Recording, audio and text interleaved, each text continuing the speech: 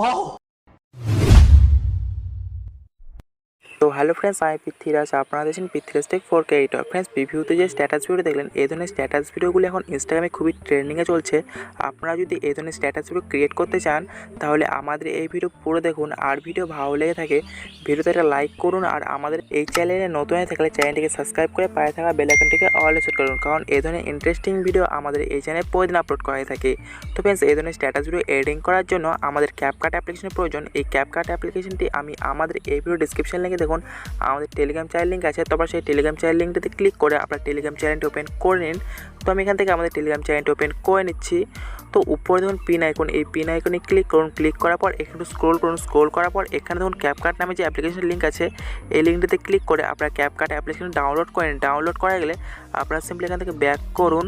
আর অবশ্যই আমাদের এই টেলিগ্রাম চ্যানেলটিকে জয়েন করে নিন, কারণ এই ভিডিওতে যে মেটেরিয়ালগুলো ইউজ হবে সর্বপ্রথমে এখানে আপলোড করা হয়ে থাকে। তো অবশ্যই আমাদের টেলিগ্রাম চ্যানেলটিকে জয়েন করে নিন। জয়েন করা হয়ে গেলে আপনারা সিম্পলি এখান থেকে ব্যাক করুন।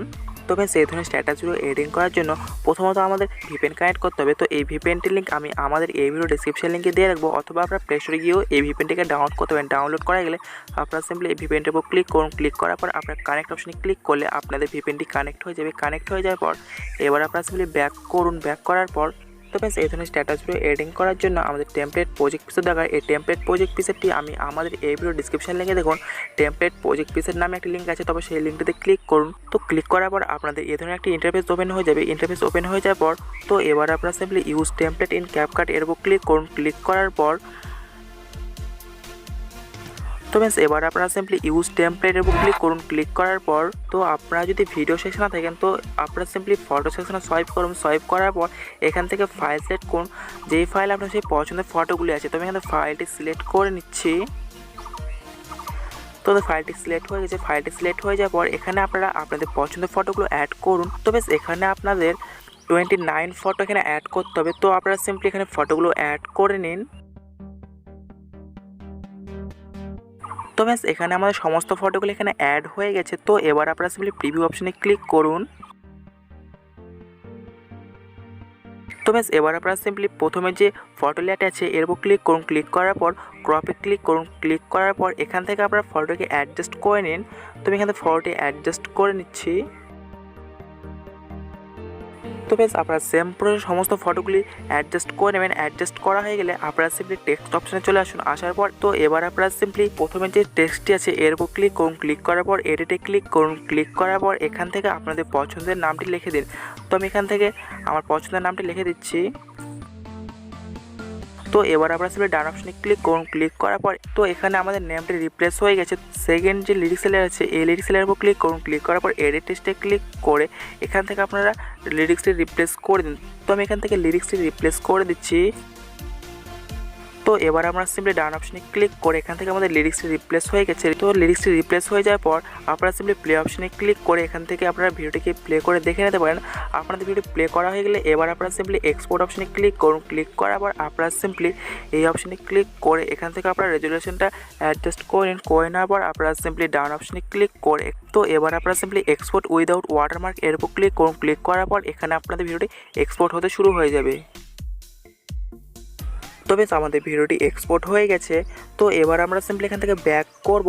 তো বেশ, এবার আমরা সিম্পলি আমাদের ক্যাপকাট অ্যাপ্লিকেশনের উপর ক্লিক করব। ক্লিক করার পর তো বেশ, এবার আপনারা সিম্পলি নিউ প্রজেক্টের উপর ক্লিক করুন। ক্লিক করার পর এখান থেকে ফাইলটি সিলেক্ট করুন, যেই ফাইল আপনাদের সেই এক্সপোর্ট করা ভিডিওটি আছে। তো আমি এখান থেকে ফাইলটি সিলেক্ট করে নিচ্ছি। করে নেওয়ার পর এবার আমরা সিম্পলি সেই ভিডিওর উপর ক্লিক করব। ক্লিক করার পর অ্যাডে ক্লিক করলে আমাদের ভিডিওটি অ্যাড হয়ে যাবে। তো এখানে দেখুন আমাদের ভিডিওটি অ্যাড হয়ে গেছে।